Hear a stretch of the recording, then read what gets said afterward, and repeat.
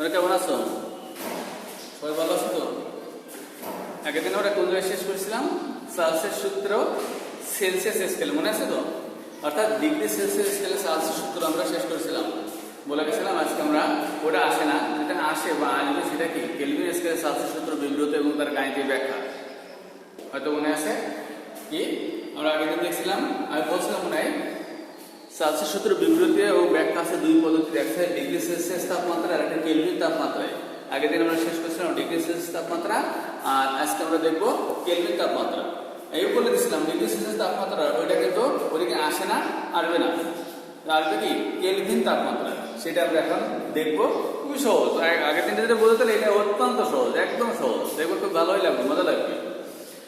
তাহলে আমরা আজকে দেখবো কি কেলভিন স্কেলে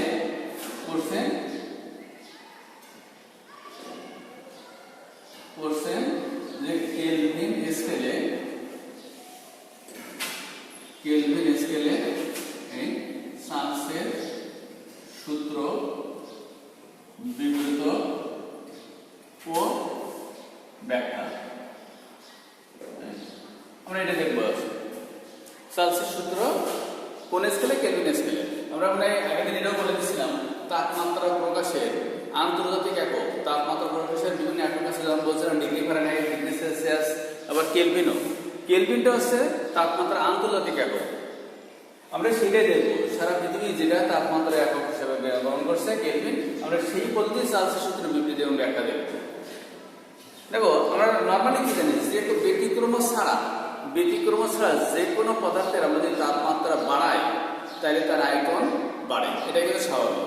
ব্যতিক্রম ছাড়া সকল পদার্থের, সে পদার্থ গ্যাস হোক, তরল হোক আর কঠিন হোক, এটা কোনো বিষয় না। সকল পদার্থেরই তাপমাত্রা যদি বৃদ্ধি করা হয় ব্যতিক্রম ছাড়া তার আয়তন বাড়বে। তার মানে বলতে চাচ্ছি আমরা যেহেতু আমরা আছি কি চার্লসের সূত্র প্রযোজ্য কিন্তু শুধু গ্যাসের জন্য। বলছিলাম না আমরা যত আলোচনার সূত্রগুলো করবো সব গ্যাসের ক্ষেত্রে প্রযোজ্য, তরল বা কঠিনের ক্ষেত্রে নয়, শুধু গ্যাসের জন্য। তাই যদি হয় তাহলে গ্যাসীয় পদার্থের আমরা যদি তাপমাত্রা বাড়াই তাহলে আয়তন বাড়বে। ওই যে বললাম সে গ্যাস হোক, তরল হোক আর কঠিন হোক, ওটা কোনো বিষয় না, সকল পদার্থেরই তাপমাত্রা বাড়লে আয়তন বাড়বে ব্যতিক্রম উদাহরণ ছাড়া। তাহলে গ্যাসের তাপমাত্রা যদি আমরা প্রথম অবস্থায় যা ছিল সেখান থেকে বৃদ্ধি করি, তাহলে প্রথম তাপমাত্রায় গ্যাসের আয়তন যা ছিল তাপমাত্রা বৃদ্ধি করলে ওই গ্যাসের আয়তন নিশ্চিত বৃদ্ধি পাবে। তাহলে তাপমাত্রা বাড়ছে, গ্যাসের আয়তন বাড়ছে। এবার যদি আমরা তাপমাত্রা কমাই দিই তাহলে গ্যাসের আয়তন স্বাভাবিকভাবে কি কমে যাবে? তাহলে তাপমাত্রা বাড়াচ্ছে, আয়তন বাড়ছে, তাপমাত্রা কমাচ্ছে, আয়তন কমছে। তাহলে এটাকে আমরা কোন অনুপাত বলবো? সমানুপাত নাকি ব্যস্তানুপাত? নিশ্চিত আমরা জানি কি দুটাই যদি বাড়ে তাহলে সমানুপাতিক, আবার দুটাই যদি কমে তাহলে কিন্তু সমানুপাতিক। আর একটা বাড়ছে আর একটা যদি কমে, অথবা একটা কমছে আর একটা বাড়ছে, তাহলে কিন্তু হবে ব্যস্তানুপাতিক বা বিপরীত অনুপাত। যেহেতু তাপমাত্রা বাড়লে আয়তন, গ্যাসের আয়তন বাড়ছে, তাহলে আমরা বলতে পারি যে অবশ্যই এই তাপমাত্রার সাথে গ্যাসের আয়তন সমানুপাতিক সম্পর্ক। আর গ্যাসের তাপমাত্রা যদি বাড়ে, আমরা তাপমাত্রাকে কেলভিন তাপমাত্রাকে প্রকাশ করি কি দ্বারা? বড় হাতের টি দ্বারা, মনে আছে? মানে আর ডিগ্রি সেলসিয়াস তাপমাত্রাকে প্রকাশ করেছিলাম ছোট হাতের টি দ্বারা। তাহলে এই আর গ্যাসের আয়তন যদি ভি দ্বারা প্রকাশ করি তাহলে ভি সমানুপাতিক, তাহলে টি হবে কিনা? এই যে তাপমাত্রা বাড়াচ্ছে, গ্যাসের আয়তন বাড়ছে, তাহলে দুটাই যদি বাড়ে তাহলে সমানুপাতিক। গ্যাসের আয়তন ভি আর তাপমাত্রা বাড়াচ্ছে যদি টি, তাহলে দুজনের যদি সম্পর্ক ভি সমানুপাতিক টি, ঠিক আছে না? যদি একটু বুঝে গেলে এবার এটা আমাদের প্রমাণ করতে হবে, এই সম্পর্কটা প্রমাণ করতে হবে। অবশ্যই তার আগে সবার আগে বলতে হবে, আগে আমরা শিখাইছিলাম যে এই চার্জ দিতে 100 আকার লাগে, 100 আকার দিয়ে একটা রাশি লেখা যায় চাপ, 100 আকার পর চাপ, চার্জ দিতে 100 আকার, তাহলে চার্জের জন্য চাপ স্থির। সে কেলভিন স্কেল হোক আর ডিগ্রি সেলসিয়াস স্কেল হোক, উভয় ক্ষেত্রে চাপ অর্থাৎ পি স্থির থাকবে উভয় ক্ষেত্রে। আর গ্যাসের ভরের তো কোনো পরিবর্তন হয় না, তাহলে এইটুকু এই শর্ত প্রয়োগ করে এইটাকে বাংলাতে আমরা বলতে চাই, তাহলে কি বলতে পারি? যে স্থির চাপে নির্দিষ্ট ভরে কোন গ্যাসের আয়তন হবে ওই গ্যাসের উপর প্রযুক্ত এখানে সেটা যদি আমরা বলি প্রযুক্ত তাপমাত্রা সমানুপাতিক ভর, এটা বলা যাবে না কিন্তু, কারণ এটা দেখতে হবে তাপমাত্রা আমরা দেখছি কি দুই পদ্ধতিতে হতে পারে, ডিগ্রি সেলসিয়াস পদ্ধতি হতে পারে, আবার কেলভিন পদ্ধতিতে হতে পারে। এখানে আমরা কোন পদ্ধতি প্রয়োগ করেছি? এই যে বড় হাতের টি, তার মানে কি কেলভিন স্কেল পদ্ধতি প্রয়োগ করেছি, মানে পরম তাপমাত্রা বা কেলভিন তাপমাত্রা। এই জন্য শুধু তাপমাত্রা বললে হবে না, পরিষ্কার বলতে হবে যে কেলভিন তাপমাত্রা বা পরম তাপমাত্রা সমানুপাতিক, শুধু তাপমাত্রা বললে কিন্তু হবে না। তাহলে আমরা কি বলবো, আমরা বলে দিচ্ছি, সবাই শোনেন, শুধু স্যারের কথা শুনলে এখানে মুখস্থ হয়ে যাবে কি, যে স্থির চাপে নির্দিষ্ট ভরে, কারণ ভর আমাদের সবসময় মৌলিক রাশি ভরের কোনো পরিবর্তন হবে না, স্থির চাপে নির্দিষ্ট ভরের কোনো গ্যাসের আয়তন হবে ওই গ্যাসের উপর প্রযুক্ত পরম বা কেলভিন তাপমাত্রার সমানুপাতিক। এসে কেলভিন স্কেল চার্জের সূত্র বিবৃতি গেল এবং সেই বিবৃতির আলোকে তার সম্পর্ক, এটা আমাদের এবার প্রমাণ করতে হবে। এই সম্পর্কটা আমাদের প্রমাণ করতে হবে। করি তাহলে ব্যাখ্যা, এই যে ব্যাখ্যা কি ধরি, আমি ধরছি ব্যাপারটা এরকম না, চান্স যেভাবে ধরে সূত্রটা প্রমাণ করছে আমরা সেই পথে হাঁটছি। ধরি 0 ডিগ্রি সেলসিয়াস তাপমাত্রায় কোনো গ্যাসের আয়তন V0 লিটার, তাই যদি হয় তাহলে টি, ওই আমরা একদিন বলছিলাম কিন্তু যে কেলভিন স্কেলে যদি আমরা কেলভিন স্কেলটা শিখতে চাই তাহলে তার আগে শিখতে হবে ডিগ্রি সেলসিয়াস, এটা আসবে না, কিন্তু এইটা না শিখলে কেলভিন পারবো না। ওই ডিগ্রি সেলসিয়াস স্কেলের জ্ঞানটা আমরা আজকে এখানে প্রয়োগ করবো, ওই জ্ঞানটা এখানে প্রয়োগ করবো যাবে, তাহলে কত সহজে আমরা বুঝতে যাবো। যেমন ওখানে হ্যাঁ 0 ডিগ্রি সেলসিয়াস তাপমাত্রা যদি গ্যাসের আয়তন V0 লিটার ধরি, তাহলে T1 ডিগ্রি সেলসিয়াস তাপমাত্রায় ওই গ্যাসের আয়তন, তাহলে কি হবে, এখানে 0 আর V0, T1 তাহলে আমরা V1 এটা বুঝতে পারি, তাহলে V1 সমান কি লিখতে পারবো আমরা, আগের দিন আমরা কি পেয়েছিলাম যে VT সমান কি লিখছিলাম, T ডিগ্রি সেলসিয়াস তাপমাত্রায়, মনে করে তোকে এটা বলেছিলাম যে T ডিগ্রি সেলসিয়াস তাপমাত্রা বৃদ্ধির পর ওই গ্যাসের আয়তন কত হয়েছিল, এই VT সমান V0 ইনটু 273 প্লাস T/273। এই জ্ঞানটা আজকে এখানে প্রয়োগ করব। এটা কি ছিল, T ডিগ্রি সেলসিয়াস তাপমাত্রা বৃদ্ধির পরে গ্যাসের আয়তন, আর আজকে আমরা বলছি কি T1 ডিগ্রি সেলসিয়াস তাপমাত্রা বৃদ্ধির পরে গ্যাসের আয়তন কত হবে। সেই ধর T তাপমাত্রায় বৃদ্ধির পরে গ্যাসের আয়তন আমরা VT ধরছিলাম, VT সমান সামথিং তত T1 ডিগ্রি সেলসিয়াস তাপমাত্রা বৃদ্ধির পরে গ্যাসের আয়তন যদি আমরা V1 ধরি, তাহলে V1 সমান কি হবে, তাহলে এইটুকু দেখে এই জায়গায় প্রয়োগ করে দিলে হয়ে গেল। আগের দিনেও বলে দিয়েছিলাম এই সমীকরণের গায়ে কোথাও হাত দেওয়া যাবে না, শুধু প্লাস টি কে পরিবর্তন করা যাবে। তাপমাত্রা T ডিগ্রি সেলসিয়াস বাড়াইছিলাম যদি প্লাস টি, যদি কমাই তাহলে মাইনাস টি, যদি 10 ডিগ্রি বাড়াই তাহলে প্লাস 10, যদি 10 ডিগ্রি কমাই মাইনাস 10, তাহলে এখানে তাপমাত্রা আজকে বৃদ্ধি পেয়েছে কত, T1। তাহলে এখানে টি এর পরিবর্তে শুধু T1 দিলে আর যা কিছুটা স্থির থাকবে, অর্থাৎ আমরা কি লিখতে পারি, V1 সমান V0 into 273 plus T1 by 273। বুঝছি সবাই, একদম সিম্পল ব্যাপার ছিল। আগে জ্ঞানটা শুধু পুরো করে দিচ্ছি, আগে T ডিগ্রি সেলসিয়াস তাইতে এখানে T ছিল, আজকে T1 ডিগ্রি সেলসিয়াস তাইতে T1, তো এখন আমি T2 ডিগ্রি সেলসিয়াস তাপমাত্রা প্রয়োগ করি। অর্থাৎ বলতে চাচ্ছি যে কোনো গ্যাসের তাপমাত্রা আমরা যদি T2 ডিগ্রি সেলসিয়াস বৃদ্ধি করি, তাহলে বৃদ্ধির পরে ওই গ্যাসের আয়তন কত, যদি আমরা ধরি V2, তাহলে V2 সমান কি হতে পারে, V0 into 273 plus T2 by 273। এটা লেখা যাবে কিনা, একদম হুবহু আগে যদি বুঝে নিচে একেবারে হুবহু দেখে সাবা দেওয়া আছে। এখানে T1 প্লাস T1, এখানে T2 প্লাস T2। ওকে, তাহলে এটাকে আমরা একটা সমীকরণ দিই 1 আর এটাকে 2 নম্বর সমীকরণ দেই। তাহলে এবারে আমরা লিখতে পারি কিনা যে সমীকরণ, এরকম যদি আমরা লিখি সমীকরণ 1 কে আমরা যদি 2 দ্বারা ভাগ করি, সমীকরণ 1 কে আমরা যদি 2 দ্বারা ভাগ করি, আমি বাংলা লিখছি না, তোমাদের কিন্তু পরীক্ষার ক্ষেত্রে লিখতে হবে কি সমীকরণ 1 কে আমরা যদি 2 দ্বারা ভাগ করি তাহলে কি হবে। ওকে, তাহলে এখানে কি হবে, আমরা জানি কি সমীকরণের ক্ষেত্রে ভাগের ক্ষেত্রে কি বাম পাশ ভাগ বাম, ডান ভাগ ডান। তাহলে এখানে এক নম্বর সমীকরণের বামে কি আছে V1, 2 নম্বর সমীকরণের বামে কি আছে V2, তাহলে আমরা কি লিখব V1 বাই V2। বুঝতে পারছি ব্যাপারটা কি, এটা সিম্পল হবে, এই সমীকরণ দেখে ভাগ করবে V1 ভাগ V2 ইকুয়াল কি হবে, ইকুয়াল এই যে এখানে V0 কেটে যাচ্ছে, 273 কেটে যাচ্ছে, থাকলো কি এই দাগ দিলাম আমাকে, উপরে থাকছে কত 200, এই 273 প্লাস T1, আর নিচে থাকছে কত 273 প্লাস T2। একদম সিম্পল ব্যাপার, সব কেটে কেটে উপরে থাকছে 273 প্লাস টি1 আর নিচে থাকছে 273 প্লাস টি2। এবার একটা মজার কথা হবে, v1 বাই v2 আমরা লিখলাম। এবার যদি এইটুকুর পরিবর্তে আমরা শর্টকাট কি লিখতে পারি, যেমন ওই ক্রিকেট খেলার মতো টেস্ট ক্রিকেট 90 ওভারে একদিন খেলায়, সেটা থেকে শর্টকাট কি ওয়ানডে, অর্থাৎ 11 দলকে 50 ওভার খেলে। তারপরে আসলে কি এখন টি20, মানে কি 200 ওভারে করে প্রত্যেক দল খেলে, মানে ছোট করে নিয়ে আসা হয়েছে। তাহলে এখানে এত বড় বড় মনে করে টেস্ট, মনে করে টেস্ট ক্রিকেট মনে করে, এটাকে যখন সংক্ষিপ্ত আকারে টি20 আকারে লিখতে চাই, তাহলে কি লিখতে পারে 273 প্লাস টি1 এর পরিবর্তে আমরা কি লিখতে পারি, আর 273 প্লাস টি2 এর পরিবর্তে আমরা কি লিখতে পারি। একদম ইজি কাজ, কিন্তু একদম সিম্পল ব্যাপার। এটা কি এটা কিন্তু তোমরা ছোটবেলা থেকে জানো, কি বা আগের দিনের ক্লাসে তো আমি শিখাই দিলাম যে এই যে কেলভিন তাপমাত্রা প্রকাশ করে বড় হাতের টি দ্বারা, আর ডিগ্রি সেলসিয়াস তাপমাত্রাকে প্রকাশ করে এই যে কেলভিন, আর ডিগ্রি সেলসিয়াস তাপমাত্রাকে আরো প্রকাশ করে ছোট হাতের টি দ্বারা।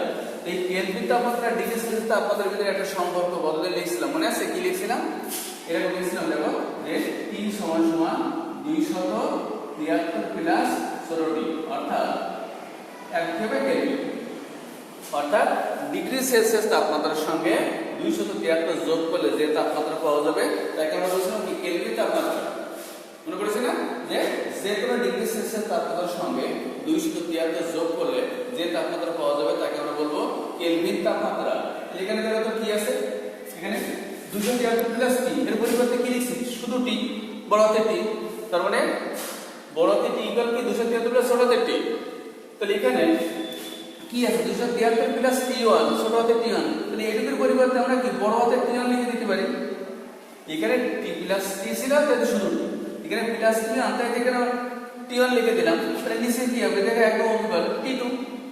তাহলে এখানে সাইড নোট দিয়ে দেবো, যেহেতু টি সমান সমান 273 প্লাস টি, এই সাইড নোট দিয়ে দেবো।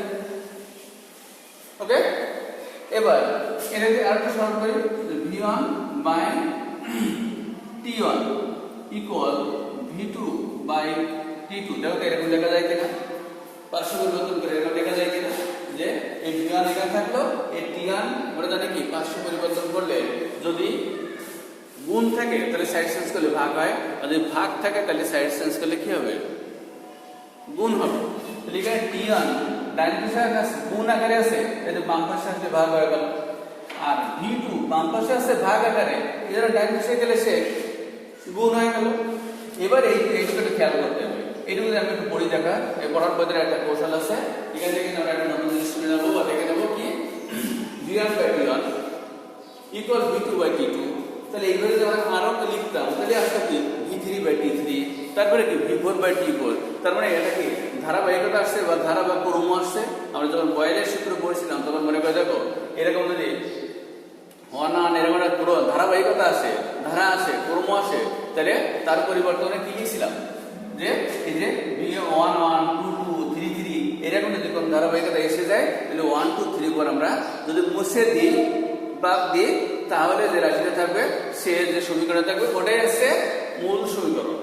অর্থাৎ মনে পড়ছে না বয়েলের সূত্র পড়ছিলাম তো, অর্থাৎ v বাই t ইকুয়াল কে, এখানে কে একটা এই যে সমানুপাতিক ধ্রুবক, সমানুপাতিক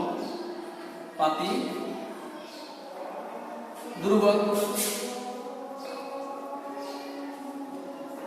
বুঝতে পারছি ব্যাপারটা। এবার এটাকে আরেকটু যদি সরল করি বা এরকম লেখা যায় কিনা v ইকুয়াল কে ইন্টু টি, এই যে একটু বললাম পাশে বলে ভাগ থাকলে গুণ হয়, গুণ থাকলে ভাগ হয়, এই বাম পাশে কি ভাগে আছে এটা ডান পাশে গেলে গুণ হয়ে গেল। এবার আমরা জানি কি এখানে আমরা জানি কি সমানুপাতিক চিহ্ন উঠাতে গেলে ইকুয়াল আর ধ্রুবক আসে, তাহলে এবার কোথাও যদি ইকুয়াল আর ধ্রুবক আসে আগে তাহলে তার পরিবর্তে আমরা কি সমানুপাতিক লিখতেই পারি। তাহলে দেখো এখানে v ইকুয়াল কে টি, তাহলে কে যেহেতু সমানুপাতিক ধ্রুবক তাহলে এইটুকুর পরিবর্তে আমরা এই ইকুয়াল আর কে এর পরিবর্তে আমরা লিখে দিতে পারি সমানুপাতিক চিহ্ন, অর্থাৎ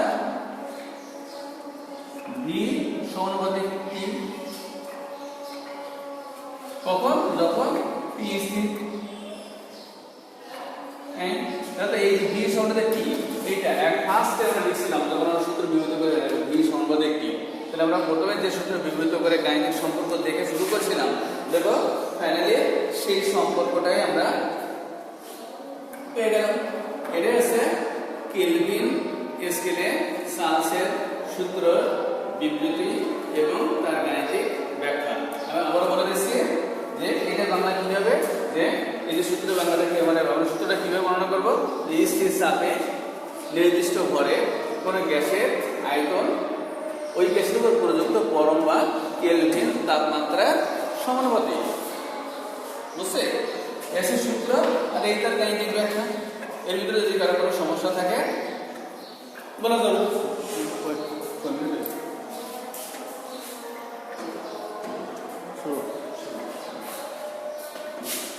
কোনো সমস্যা না থাকলে আমাদের পরেরটা চলে গেলাম।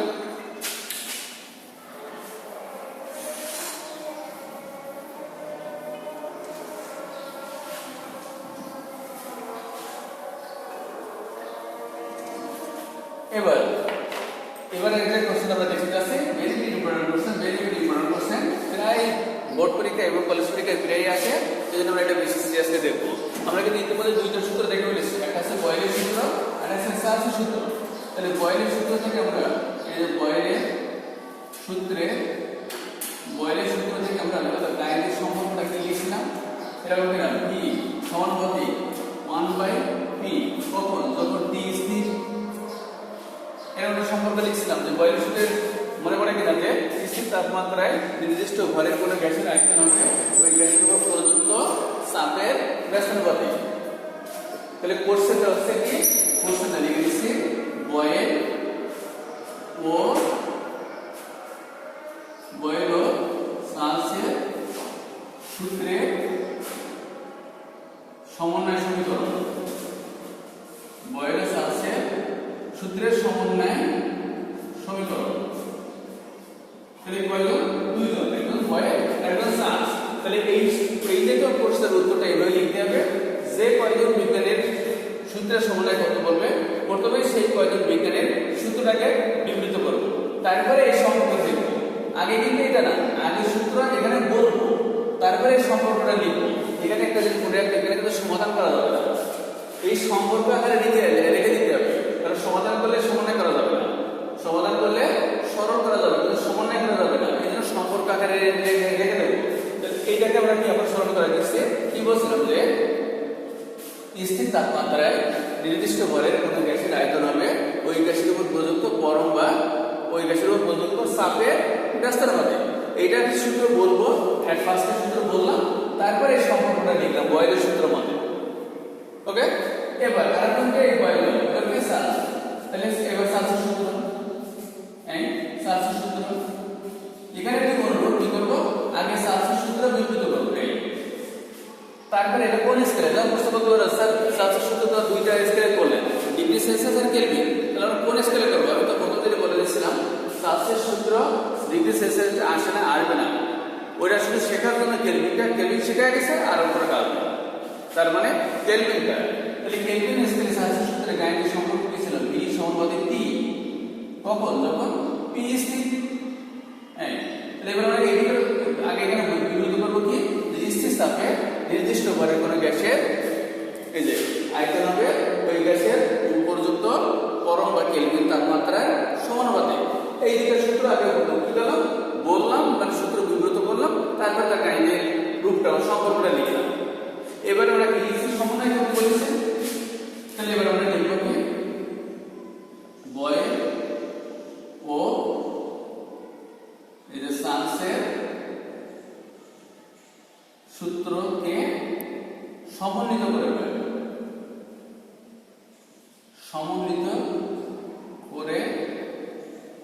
পাই। বয়েল এবং চার্লসের সূত্রকে সমন্বিত করে পাই। খুবই মজা, দেখবে কি সমন্বিত করার সিস্টেম আছে।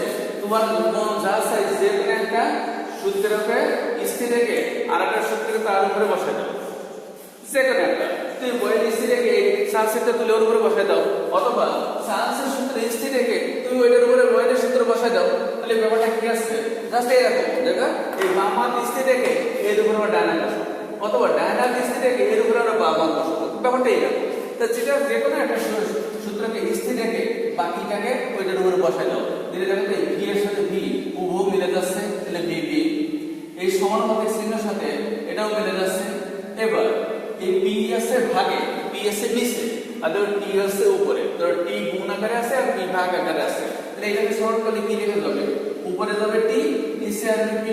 দেখো এটা বললাম কিনা, জাস্ট এইটাকে তুলে মনে করি এইটার উপর বসাই দিছি, তাহলে ভি মিলে গেল, সমানুপাতিক চিহ্ন মিলে গেল, উপরে টি নিচে পি।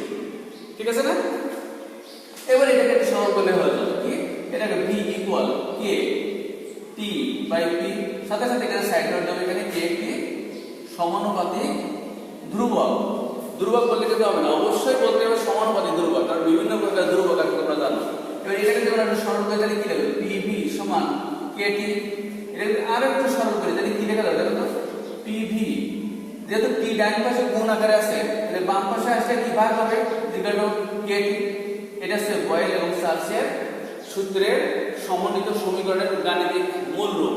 এবার এইটাকে যদি আমরা রূপান্তর করি, আবার বলছি PV by T equal to K, এটা হচ্ছে বয়েল এবং চার্লসের সমন্বিত সমীকরণের গাণিতিক রূপ। এটাকে যদি আমরা একাধিক গ্যাসের জন্য প্রয়োগ করি, তাহলে প্রথম গ্যাসের জন্য কি হবে? P1 V1 by T1 equal কে। দ্বিতীয় গ্যাসের জন্য কি হবে? P2 V2 by T2 equal কে। এই যে এটা দেখে এই মূল সমীকরণ শুধু বিভিন্ন গ্যাসের ক্ষেত্রে প্রয়োগ করছি। প্রথমটা যদি 1 ধরি, তাহলে দ্বিতীয়টা 2 2, আরেকটা যদি লিখি P3 V3 by T3 equal কে। এই দেখো এই যে তিনটা সমীকরণ আমরা লিখলাম, এই তিনটা সমীকরণে প্রত্যেকটা দেখো ডান পক্ষ সমান। আর আমরা জানি একাধিক সমীকরণ যদি ডান পক্ষ হোক আর বাম পক্ষ হোক, যে কোনো এক পক্ষ যদি সমান হয় তাহলে নিশ্চিত আর বাকি পক্ষ সমান হয়। তাহলে এই তিনটা সমীকরণ যেহেতু ডান পক্ষ সমান, তাহলে আমরা নিশ্চিত লিখতে পারি বাম পক্ষ সমান। অতএব কি লিখতে পারি আমরা? P1 V1 by T1 equal P2 V2 by T2 equal P3 V3 by T3 equal dash equal K. ইহাই বয়েল এবং চার্লসের সূত্রের সমন্বিত সমীকরণ। খুব সহজ না? একেবারে একদম সহজ। বাসে গিয়ে একবার দেখবা আর একবার লেখা প্র্যাকটিস করবো, কারণ গাণিতিক নামটা লিখে দেবো একদম ব্রেনে স্থায়ী হয়ে গেছে।